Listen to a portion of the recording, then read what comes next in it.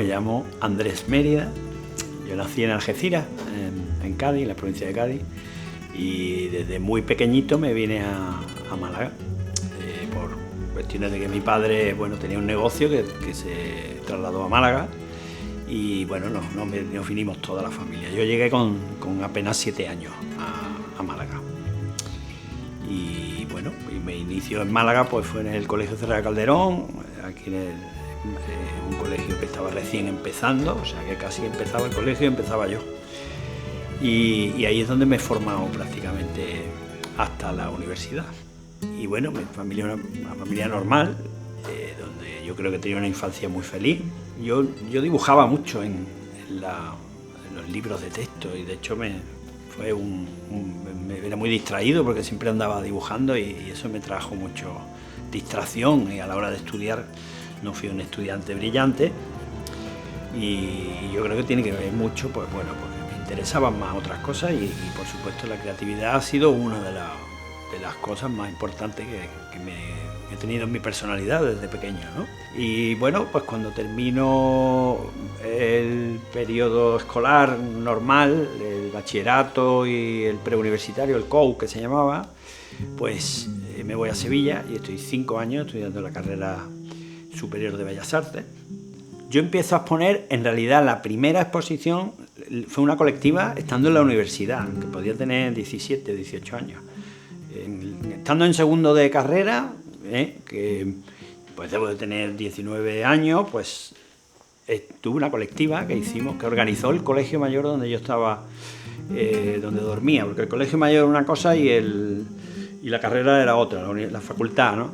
Y entonces pues eso fue la primera. Después hubo otras colectivas que incluso con compañeros de Bellas Artes, me acuerdo que hicimos con 26, 25 años, pues hicimos una en Málaga que era jóvenes pintores malagueños y éramos todos, que además cada uno de una rama de Bellas Artes, porque yo estudié pintura, otros compañeros eran de restauración, otros de diseño, en fin, que éramos un grupo que, además esa mentalidad de grupo, era bonito, ¿no? Era como muy romántico, un poco, recordando a todos los tiempos estos de las corrientes del 20, que se unían los artistas, ¿no? Pues esa idea romántica también la llevamos a cabo un poco a nuestra manera y la llevamos aquí en algunas ocasiones haciendo exposiciones colectivas.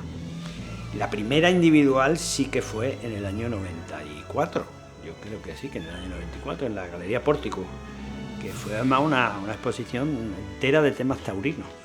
Yo el tema taurino lo he tocado mucho y lo he desarrollado mucho y ha derivado en otras cosas, ¿no? O sea, yo empecé haciendo pintura taurina porque a mí me influyó mucho donde yo estuve en Sevilla estudiando, pero empiezo a ahondar, al final acabo ahondando en el ser humano y acabo sacando el personaje del torero de la tauromaquia. Es un poco extraño, pero así es. De hecho, casi toda mi obra no aparecen escenas del toreo, sí aparecen posturas, porque hay una parte del toreo que me encanta, que es la estética de la danza. Es una estética, o sea, el torero cuando va vestido y como posa, yo lo asemejo a una danza, lo asemejo mucho al flamenco, de hecho se confunde. Hay muchas veces que yo tengo figuras que parecen toreros y son bailadores de flamenco o al contrario, ¿no? Y yo me fui ahondando en el ser humano, o en su... No, de hecho, empecé haciendo después de estos apuntes que yo hacía como carteles, empecé a hacer unos toreros con unas monteras enormes, y en esas monteras había miles de cuadros, porque no tenían que ver ni siquiera con la tauromaquia. Era como, de alguna manera, como si fueran sus pensamientos, o como si fueran sus raíces, y luego voy evolucionando en que hay otros temas que me van interesando, porque también, de alguna manera, quieres también despegar de una manera de pintar y decir, quiero buscar otras cosas.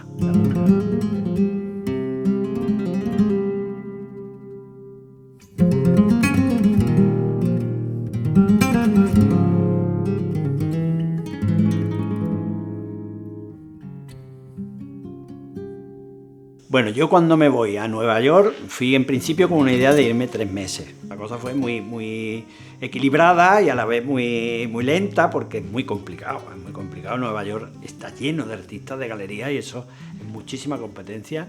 Pero ya te digo que fue una experiencia bastante buena y bastante bien.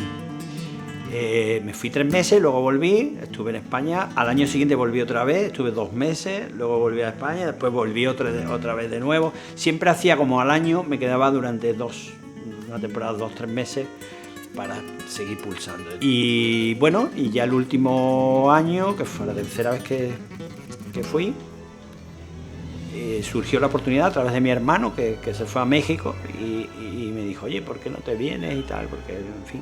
Y entonces me fui a México y México fue un descubrimiento. México es brutal, o sea, México además ha influido en mi obra, en el colorido, en mucha geometría, hay parte de alma de México que está en mi obra. México primero voy a Ciudad de México, que es una ciudad enorme y muy especial, a mí me impactó, ¿no? Y allí conozco a un chef que se llama Pablo San Román, con el que inicio un proyecto. Pero el primer día de llegar, porque yo no tenía ni galería ni nada, yo fui porque estaba mi hermano, porque yo iba un poco, yo he sido muy aventurero, muy nómada, es verdad, como te decía antes. Y cuando conocí a Pablo San Román, le dije, oye, ¿por qué no hacemos una cosa en común? Interpretar yo tu cocina y tú interpretas mi obra. Entonces yo hice algunas pinturas que parecían platillos, y a él se le iba ocurriendo qué platillo podía ser. De hecho me acuerdo uno que eran como círculos verdes con unos centros en rojo y la llamó, dice, estos son alcachofas con jamón. Y yo, cuando después lo presentó, o sea, yo la obra que yo no había hecho ese plato, digamos, había sido juego de mi imaginación y lo presentó y vi el cuadro, digo, pues este es un artista como la copa de un pino, vamos, Pablo San Román, el tipo supo captar la idea y después obviamente él me enseñó unos platillos que yo los interpreté en mis lienzos. Bueno, al final conectamos muy bien y se hizo una muestra allí en su mismo restaurante. Estuve en México, yo iba a México y me pegaba a lo mejor 2 meses. Volvía. Es que yo siempre las visas las agotaba, ¿no? Por no pedirlas. Aparte es mejor, porque yo tenía siempre que volver aquí me funcionaban las cosas más o menos y era una manera también de adquirir ingresos, no solo allí. En México era más difícil al principio, ¿no? Entonces yo combinaba, los espacios los combinaba. Y luego de ahí pues ya empecé a contactar con gente, hice también, a través de la embajada, hice alguna muestra también en la misma embajada, en algunos espacios que tenían disponibles. Ya al año siguiente me fui a Guadalajara, Jalisco, que es el México puro. Es la parte, es lo que nos identificamos con todo en México, obviamente, pero ese folclore, el charro, todo eso que es tan identificable del país, es Jalisco, que eso es Guadalajara. Y ahí con Paco Cabañas, que aún sigo colaborando con él, hicimos cosas muy buenas, muy importantes. En el Hospicio Cabañas, que es un patrimonio de la humanidad, hice una muestra con un artista de Málaga al que lo involucré, a Chico Repullo, que es escultor, y lo lié y me lo llevé para allá y bueno, fue una experiencia muy divertida y muy bien. Luego hice pintura en vivo también en alguna ocasión allí con algún artista, en fin. Y así voy, estuve como 2 años en el DF y otros 2 o 3 en Guadalajara, ¿sí? Hasta que ya vuelvo a Málaga, quedo aquí en Málaga un tiempo, hasta que ya he hecho saltos otra vez a Nueva York. Estuve en 2018-2019, estuve yendo a Nueva York otra vez y otra vez hice exposición. En Asia, bueno, puse en Filipinas también, pero a través de mi marchante de Hong Kong. En China ya he hecho también, en Shanghái, hice una cosa parecida con un chef. No era exactamente lo que hice con Pablo, pero sí que tenían una sala en una especie de restaurante y tal, y llevaron mi obra. Hicieron como un festival de gastronomía española que se acompañó de mi obra. Y ya luego aquí en España, pues claro, también seguí haciendo exposiciones. En Portugal, con el que me une amistad con un escultor de allí, Rogério Abreu, con el que hemos hecho, él me buscaba allí salas y yo le buscaba aquí. Entonces hemos hecho muchas cosas juntos, nos hemos ayudado mutuamente y eso también ha sido otro salto a otros países, ¿no? Y bueno, y aquí hasta ahora yo puedo decir que estoy viviendo en la pintura desde los inicios, que digamos que empiezo solo, digamos sin ningún otro sustento, pues llevo ya 30 años viviendo del arte. A veces con muchas dificultades y otras veces pues bueno, me ha ido mejor. Creo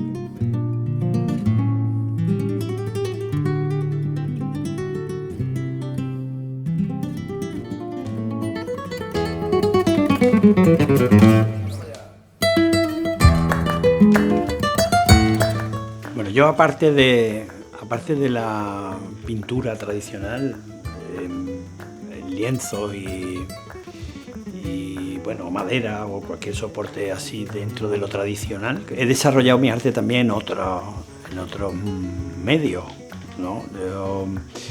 Por ejemplo, hay una acción que hago que es pintar sobre piedras, una especie de juego. Yo lo he titulado Hiding Art, que es escondiendo arte. Y esto pues surge de la casualidad en la que yo voy a una playa, que es el balneario del Carmen, en Málaga, y un día encuentro una piedra que pone una leyenda, pone no se me ocurre nada, ni a ti tampoco, algo así. Y se me ocurrió pintar en una piedra. La escondí en esa misma playa, entre las piedras que hay, porque hay muchas piedras en esa playa. Le hice una foto desde un espacio. Hay una leyenda que pone: fuiste, eres y serás mi más bonita casualidad. Y entonces donde estaba la palabra casualidad, fotografié la piedra enterradilla casi entre otras piedras, hice la foto, se la mandé a mi hermana por WhatsApp y cuando volvió la encontró. Entonces a ella le dio subidón, pero a mí más. Lo pensé como una especie de juego también para las redes sociales. Abrí mi página Hiding Art y empecé a publicar. Cada vez que escondía una piedra, publicaba. De hecho, yo sigo haciéndolo. Es una acción que la hago no solo en Málaga, la hago en otras ciudades o cuando viajo. Ahora recientemente voy a ir a Madrid, pues seguramente me llevo una piedra y la esconda allí, ¿no? Y tengo seguidores de este tema en muchos lugares, la verdad. Sobre qué más medios, digital, la obra digital también es una cosa que he desarrollado desde 2015, creo que es donde cae una tablet en mis manos por primera vez y directamente ya busqué lo que me interesaba. Para lo que más me sirve es para pintar digitalmente. O sea, yo he descubierto ahí un mundo fabuloso. Hay una parte que, por ejemplo, lo de las capas, pintar por capas, es como si yo pinto este cuadro. Una parte pinto en misma medida, otra parte y las puedo fusionar, que se podría haciendo collage, pero esto técnicamente es un avance enorme. Es una de las técnicas que estoy utilizando en la obra digital, paralelo a lo que es mi óleo y mi acrílico y las técnicas mixtas. Luego hay otra cosa que hago que es mezclar mucho, acabo metiendo ceras, lápices, me gusta enriquecer técnicamente la obra. Además eso se ve, después en la obra se nota, no solo aparece el óleo, sino aparecen también trazos de lápices, esa marca, eso es muy artístico, ¿no? Me parece muy, muy personal también.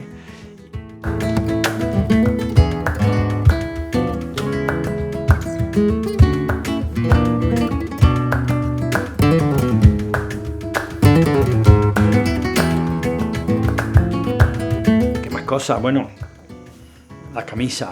Esto también surgió de una casualidad, de una camisa que tenía manchada. Esto fue que tenía manchado y empecé a retocar y a hacer, bueno, como si fuera un cuadro. Y la verdad que quedó tan bonito que me la puse un día para la feria, salir a la feria. Y me preguntaron, yo qué sé, la de gente, y ya empecé a hacerla, bueno, pues a varios amigos, le empecé a pintar uno a uno, tal. Y ahora un día en la feria nos reunimos los que tenemos las camisas pintadas. Ya lo que pasa es que esto ha derivado en una cosa benéfica.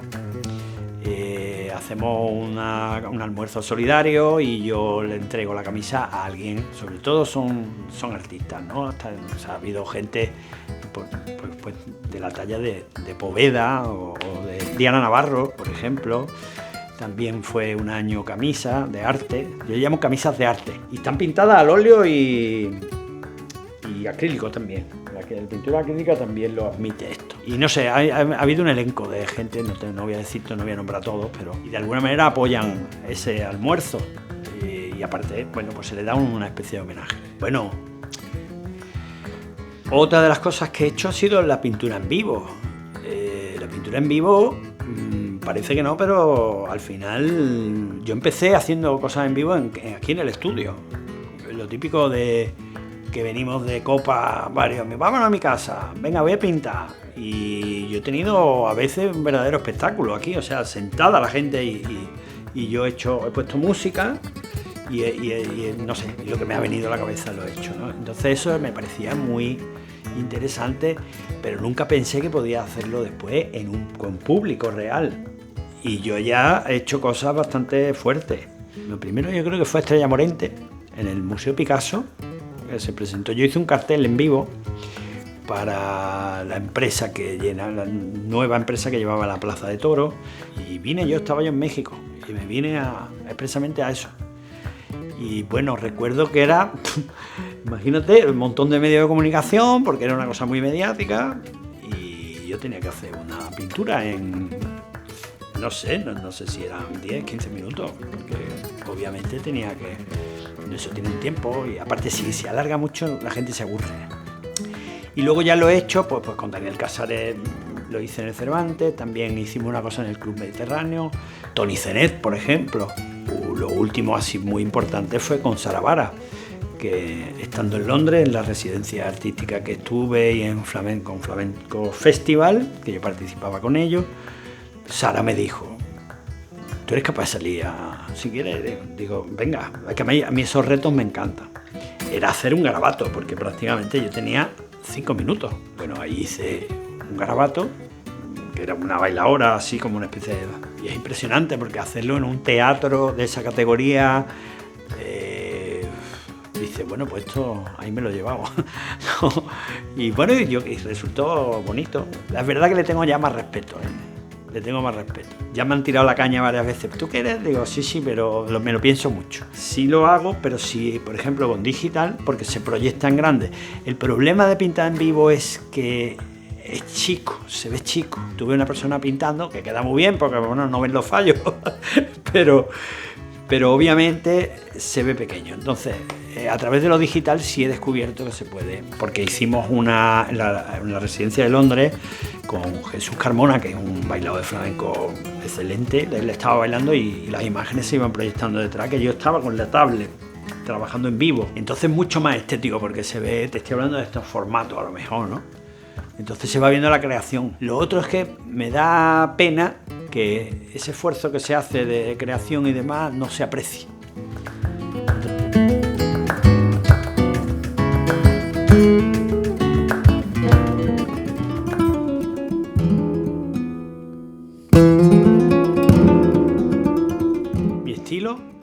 Mi estilo es muy personal, tiene influencias de corrientes, sobre todo del siglo XX, el surrealismo y el expresionismo. Yo creo que son dos pilares fuertes en mi obra, pero al final he ido creando un estilo propio y yo creo que es identificable, vamos, dicho por todo el mundo y por la crítica y por los clientes o por los coleccionistas,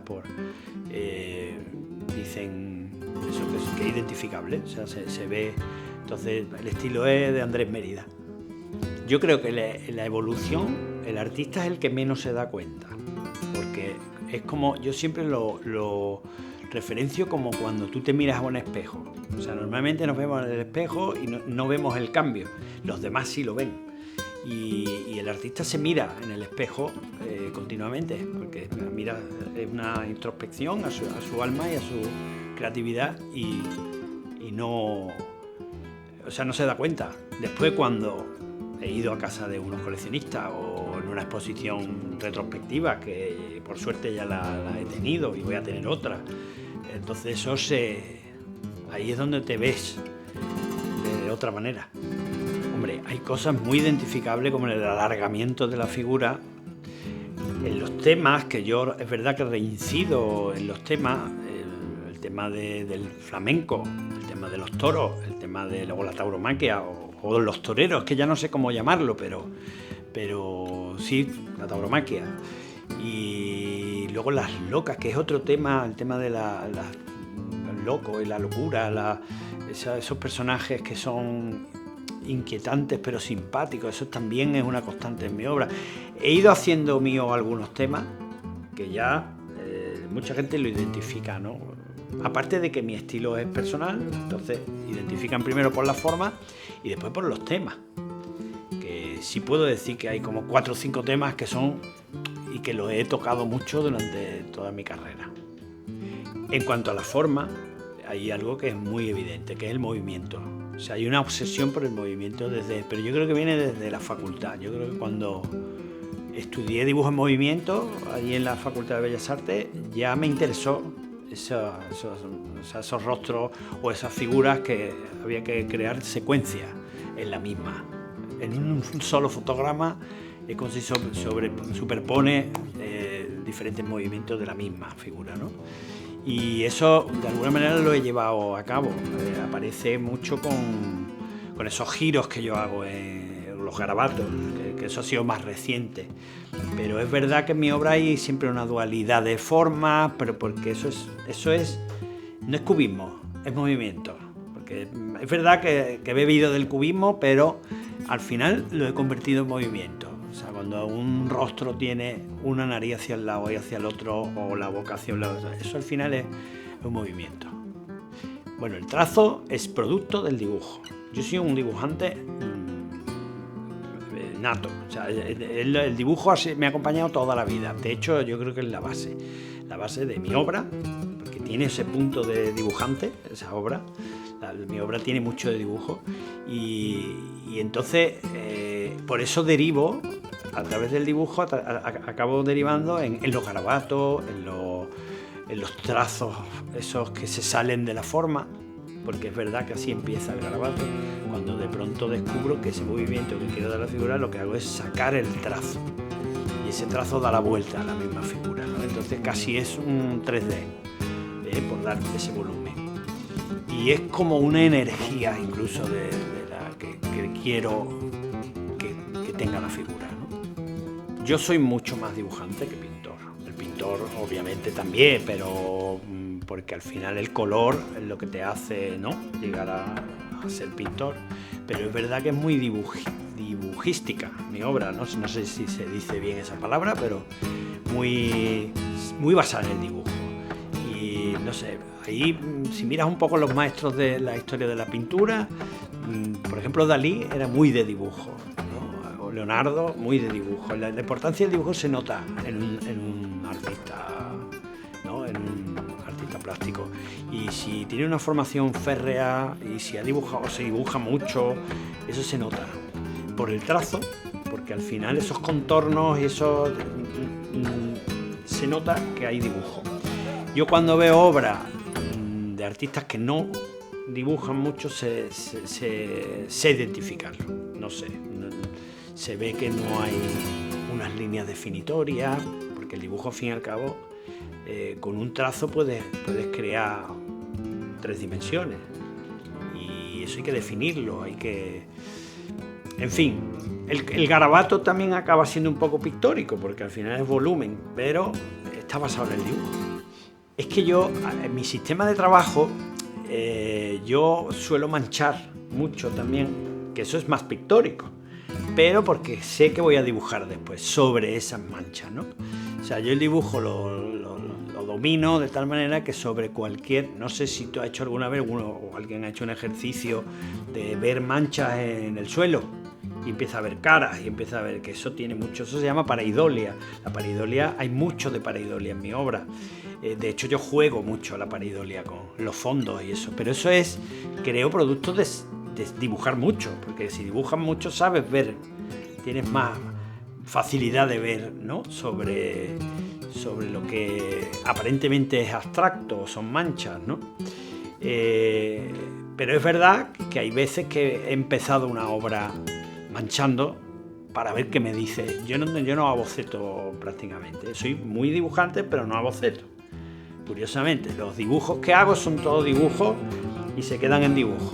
no salen rara vez, ¿no? Pero yo dibujo a diario y ya, o sea, en papel, en tablet, en lo que sea. Pero no pasan a cuadro.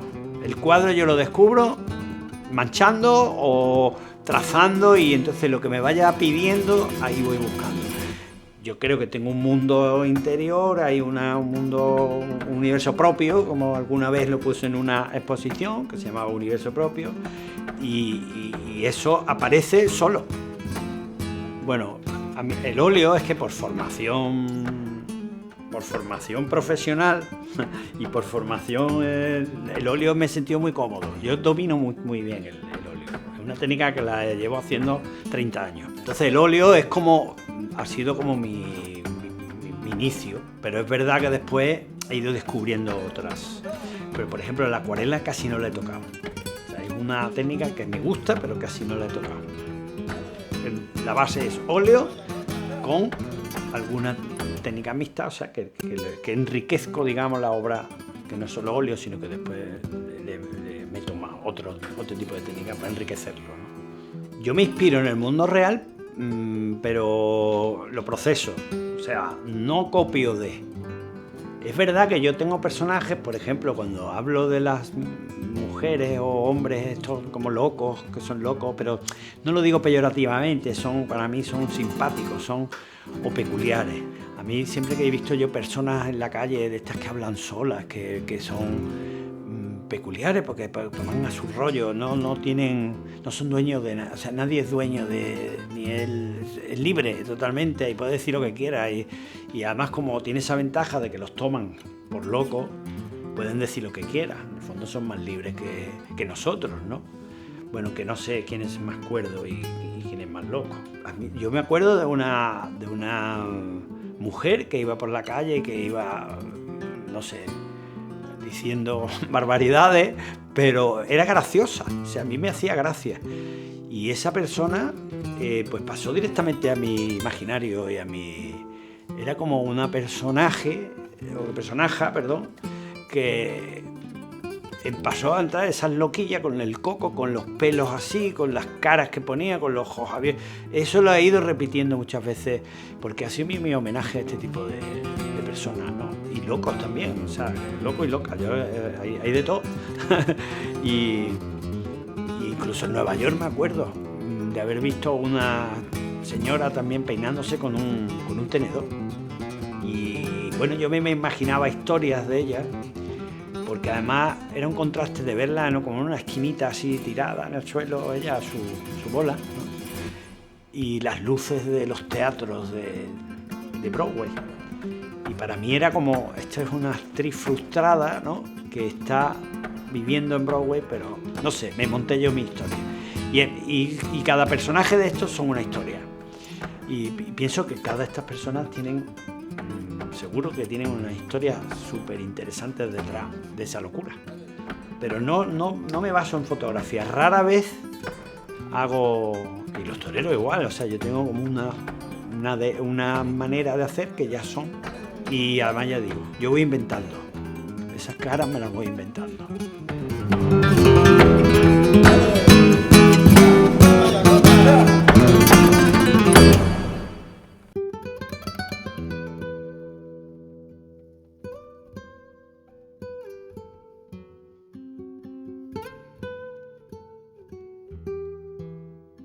Dulce y dorado como un rayo en la tarde, vivir es un verbo que en labios arde.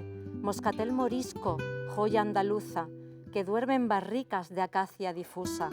Con 12 suspiros de crianza en roble, te envuelve en un beso suave y noble. Para los que ríen, para los que lloran, para quien en la vida brinda sin horas. Un sorbo que quita las penas, como el sol que despeja viejas condenas. Es vino, es arte, es gesto que abraza, es mujer de trazo con copa en la plaza. Y en cada sonrisa que el alma contagia, vivir es la luz que la sombra ataja. El vino dentro de mi obra pues aparece como cualquier otro tema propio de nuestra cultura. porque al final el vino está muy ligado a las tradiciones, a la cultura mediterránea y claro, yo pinto eso, yo pinto las costumbres nuestras y todo lo que nos rodea en nuestras tradiciones, y entonces el vino forma parte de la cultura mediterránea y bueno, imagínate, Málaga, o sea, bueno, Andalucía sobre todo, ¿no? El vino es un referente. Y entonces, pues bueno, aparece eso, aparece casi sin darme cuenta, porque está dentro de todo lo que yo he ido pintando de las tradiciones, igual que el flamenco, igual que los toros, igual que la Semana Santa, ¿no? Todo eso va entrando y como yo convivo con estas costumbres, pues aparece casi sin darme cuenta, no lo busco. Aparte, es un mundo que me interesa mucho, porque el vino forma parte también, o sea, tiene una parte de arte, el tema de la sensibilidad es importante en el vino. Y aparte que me gusta el vino, que también me gusta, que en fin, y he ido interesándome poco a poco. Y eso, bueno, pues ha formado parte de la temática que he realizado. A veces es de un primer plano y otras veces es secundario, aparece en las escenas, ¿no? Bueno, el vino ha estado presente porque ya ha estado en mi entorno, porque el vino, lógicamente, en Andalucía, bueno, lo que es la feria, o sea, todo el vino toma un protagonismo, lógicamente, en este tipo de celebraciones y de tradiciones. Y bueno, desde pequeño pues recuerdo, pues sí, las fiestas, el tema del vino, es que ya te digo, es como algo que aparece solo, igual que cuando he tratado el tema de la gastronomía. Bueno, la gastronomía quizás ha sido más intencionado, pero claro, detrás de la gastronomía está el vino.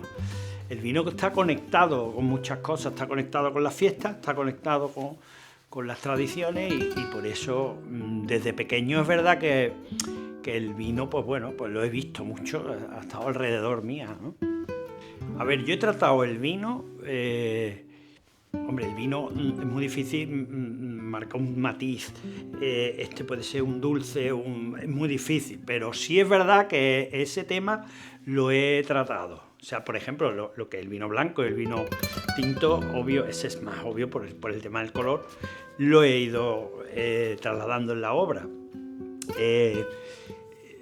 El sabor, lógicamente, es muy difícil de meterlo, pero sí es verdad que he experimentado no solo ya con los vinos, también con otro tipo de alcohol, como el tequila, cuando viví en México. Entonces, sí he hecho algún experimento tratando el tequila, ¿no?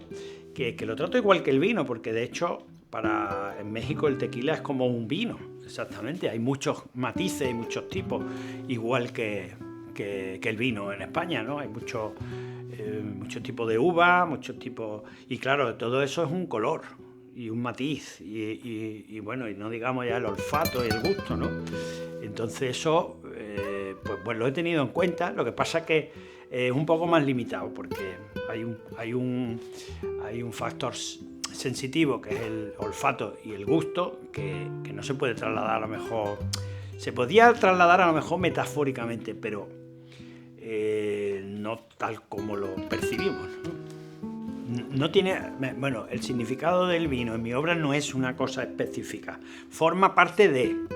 Y aparte, en sí, el vino, cuando he hecho una obra sobre el vino, pues el tema central, obviamente, como hay la obra Catadores, que bueno, aparecen varias personas catando un vino, pues bueno, es puramente tratando el tema de la enología.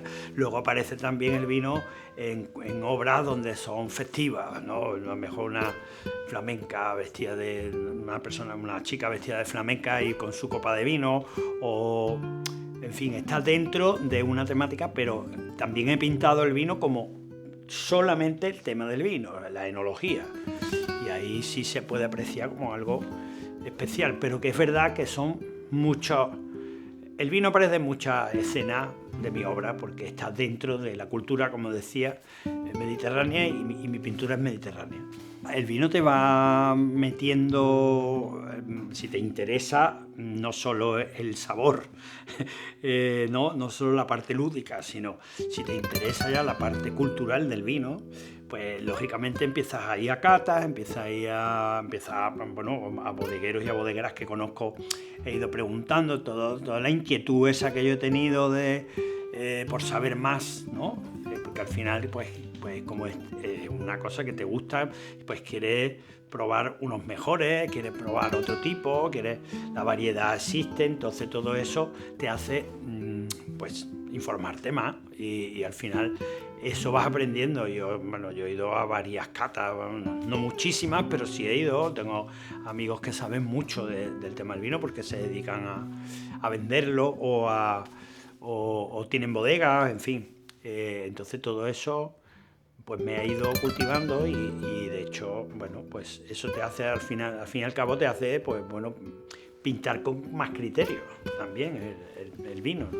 Porque hay una cosa, por ejemplo, que el color, que en el cuadro por ejemplo, ahí se puede apreciar, o sea, que está muy estudiado porque hay una serie de luces dentro de la copa del vino que son difíciles de pintar y el vino no es rojo, o sea, es muchos colores. Igual que el blanco, ¿no? El vino blanco también tiene esos matices y un dulce también, porque es más color caramelo a lo mejor, en fin, y todo eso, pues tienes que haber visto mucho y haberlo catado, por supuesto, para ir a identificarlo así, ¿no? Y poder trasladarlo al lienzo. Bueno, la primera bodega creo que fue una bodega francesa, la que hice el vino, que se llama Catalá. Y de hecho conservo la botella, que es esta botella de no sé cuántos litros, pero vamos, la utilizaron para una serie y la ilustré con mi obra. Se puede ver ahí que es como un flamenco que agarra una copa de tinto. Si me la han pedido expresamente, para hacerla como pasó con Quitapenas, sí que miré muchas cosas, porque obviamente probamos el vino, además el vino es muy especial, el vino que tiene Vivir, el vino es muy especial porque era un dulce, luego me explicaron el proceso, que era muy delicado, en fin, todo eso lo valoré a la hora de hacer la obra para la etiqueta. O sea, esa etiqueta sí está hecha intencionada para Vivir. Otras no, por ejemplo la de Catalán no se hizo, o otros vinos que he hecho ha sido que simplemente han elegido ellos alguna obra, porque yo he cedido la imagen y he dicho, oye, si te gusta alguna, la utilizamos como etiqueta, ¿no? Entonces no he tenido una participación directa, sino más bien ha sido que ellos han hecho suyo la imagen para ese vino porque han considerado. Pero quizás la etiqueta que más me he involucrado a la hora de hacer la obra ha sido con Quitapena, con el vino Vivir. A mí me encanta el Rioja, seré muy clásico, pero es que me encanta ese vino.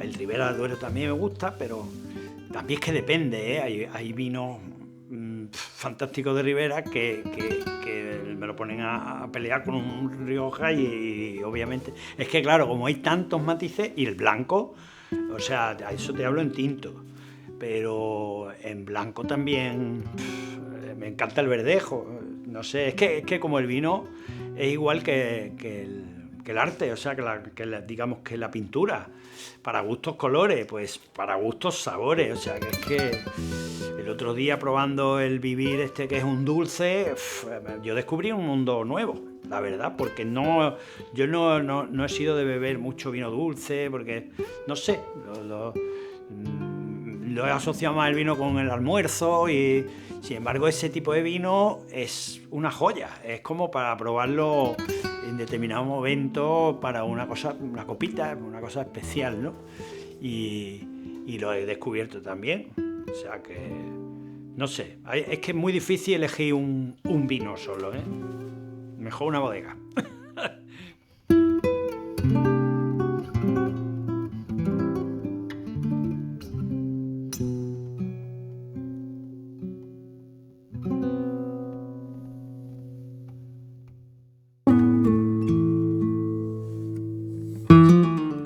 Los juegos de la ilusión, bueno, en la obra hay una serie de cosas que son muy identificables. Por ejemplo, voy a hablar de la luz. La luz es una luz de la tarde. Por eso el sueño, o sea, hay un niño que duerme y el sueño está en esa hora, ¿no?, en la que cae ya el sol, y por eso esas columnas son naranjas, esos arcos son naranjas, y además hay una sombra que llega hacia los personajes que están hacia abajo, ¿no? En el centro aparece lo que es el columpio, que es tan, bueno, yo creo que niño no se ha columpiado, o sea, yo creo que eso todos, ¿no? Y el columpio yo le doy un significado porque es un acto automático y en el que todos volamos con la imaginación. Entonces, el columpio para mí significa la imaginación y la libertad de imaginar. O sea, es verdad que la imaginación no la puede parar nadie, o sea, no hay ninguna manera de parar la imaginación. Y es uno de los pilares de esta obra. La imaginación que crea ese mundo de personajes que aparecen debajo del cuadro, en la que aparecen, para mí, son muchos personajes que me identifico con mi infancia y también con la pubertad, ¿no? Porque yo he sido muy aficionado a leer cómic y además en los años 80 en España hubo una explosión con una cantidad de revistas de cómic que ya eran para adultos, pero yo era un loco, yo tenía una colección enorme de revistas de estas. Y muchos de los personajes que aparecen en este cuadro pues fueron iconos que yo, la verdad, pues bueno, pues los tenía ahí y los coleccionaba, los seguía, leía sus historias. Luego también la televisión tuvo mucha influencia también, entonces muchos de los personajes que aparecen, Mazinger Z o Mafalda, han sido de cómic y después también de televisión. Bueno, como decía, la ilusión es lo que falta, un poco por desgracia. Estamos viviendo una etapa muy convulsa, con mucho fake, mucha mentira, Y entonces era un poco salirme de eso. Y de hecho esta obra yo creo que cuando cualquier persona que la ve le transmite como una buena vibración y le hace olvidarse un poco de eso, ¿no? Por eso yo creo que la imaginación es una gran aliada de quitarse de las cosas que vienen feas y malas, ¿no? En este caso, bueno, el mundo está muy, como digo, muy convulso y es una manera de evadirte. Imaginar es una manera de evadirte. Si imaginas cosas buenas, claro, si imaginas cosas malas, entonces no sirve. Este cuadro no sirve para eso. Pero yo lo que quiero enfocar es la parte positiva. Bueno, hay otros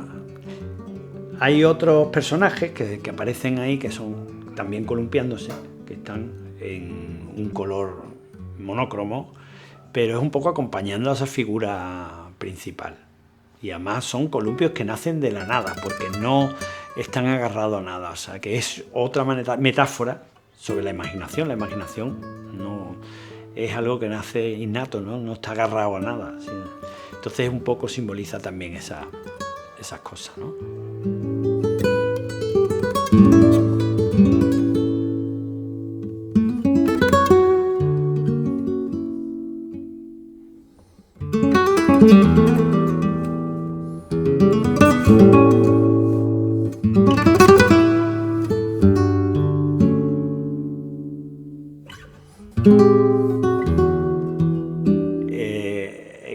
Aparentemente una equilibrista, pero que va guardando el equilibrio en una cuerda floja, que no es que esté andando en un suelo fijo, sino en una cuerda floja, y aparecen a los lados dos triángulos que hacen una alusión a lo que es la balanza, al equilibrio. Verdaderamente el tema central es el equilibrio que hay una parte de elementos en la parte inferior de la obra que quiere destruirlo, que quiere acabar con ese equilibrio, o sea, con todas las partes buenas o que el ser humano puede llevar a cabo. Hay otra parte del mundo que quiere acabar con eso. Es un poco fatalista, yo suelo ser optimista. De hecho, hay una parte de optimismo dentro de la obra, como es el pequeño personaje que apenas se aprecia, que aparece con una bandera blanca, como un mensajero de la paz. Y aparece ahí ante todo la parte de violencia que hay, ¿no? Que está en el primer plano, en la parte inferior. Siempre tiene que haber alguien valiente que intente romper esa, ¿no? ese acoso y esa... Es un cuadro violento, tiene su parte bonita también porque la estética, el FI cuide muchísimo las tonalidades, los colores, está muy intencionado. La parte inferior es roja, viva, porque es la parte agresiva, y luego la parte de arriba pues hay una especie de paisaje, una nebulosa, hay una serie de personajillos como en un desierto, porque el desierto que aparece ahí obviamente es eso, lo que estamos viviendo, un desierto, una falta de ética, falta de muchas cosas. Entonces, pienso que esta obra ya está en colección particular, obviamente, y duró poco porque yo creo que se captó directamente y muy fácilmente el mensaje. Y bueno, espero que la voy a llevar, de hecho, a la retrospectiva del año que viene, a Ceuta, al Museo de Ceuta, y espero exponerla más veces, porque es una manera de... Los artistas tenemos que también contar e intentar hacer mejor este mundo. En la parte de abajo de la obra, pues lógicamente aparecen muchos conceptos que son agresivos. Allí, por ejemplo, dos aves que están como dos especies de gallos, eso es una pelea de gallos que están atacando el uno al otro, o aparecen también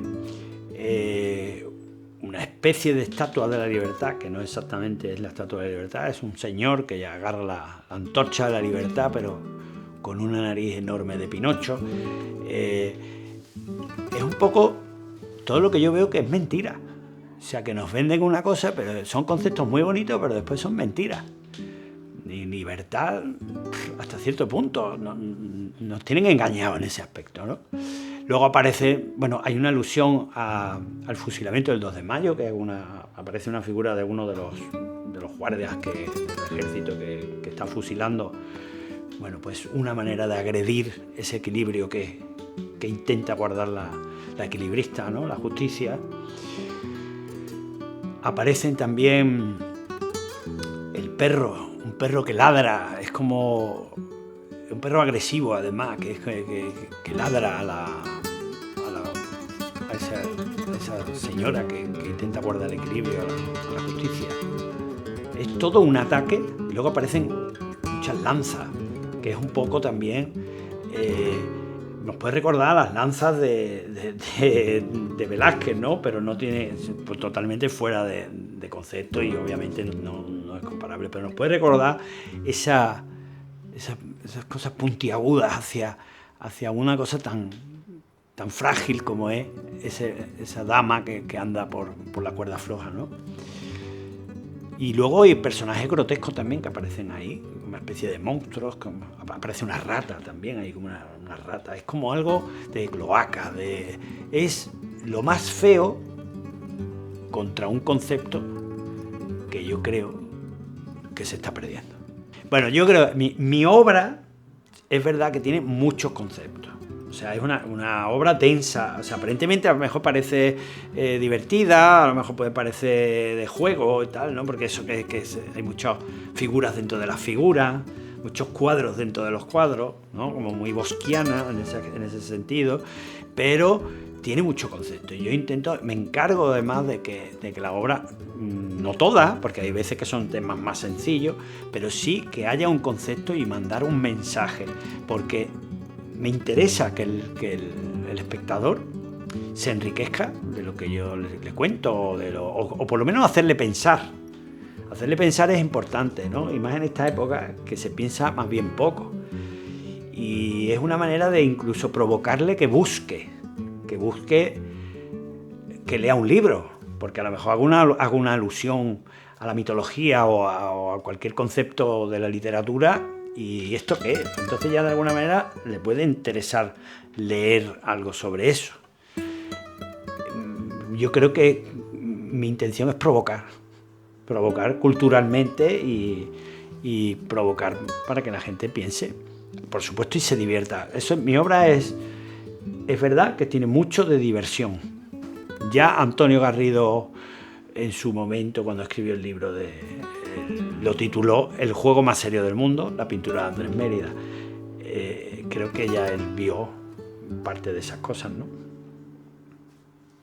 No sé, yo ya más, ¿qué te puedo decir? Te puedo contar que, no sé. No, está muy bien, si lo que quería era...